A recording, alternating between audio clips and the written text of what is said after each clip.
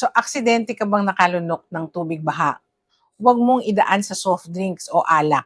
So, katulad ng mga iba ngayong bagyo, lumusong ka rin ba sa baha?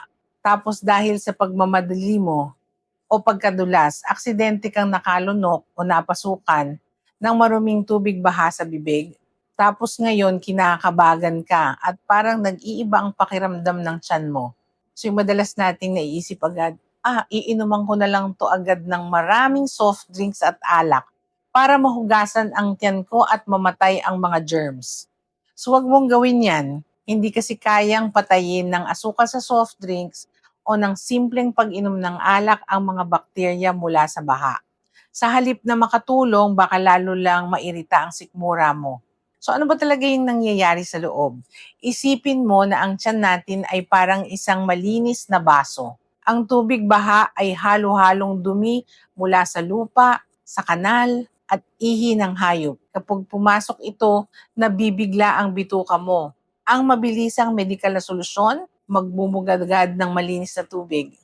So uminom ng maraming pinakuloang tubig at higit sa lahat magpakonsulta o magpa-check up sa inyong health center o sa inyong doktor.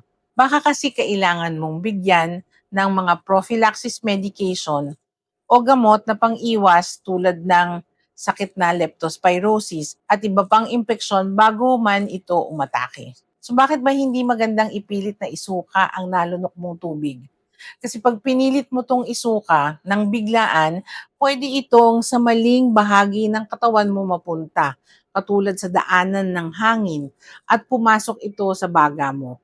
So kapag nangyari yon, imbis na tiyan lang ang poproblemahin natin, baka magkaroon pa ng matinding ubo at impeksyon sa baga mo. Isa pa, minsan ang bakterya ng baha ay hindi agad nagpapakita ng simptomas. Usually, nagtatago muna sila at naghihintay ng ilang araw bago kalagnatin.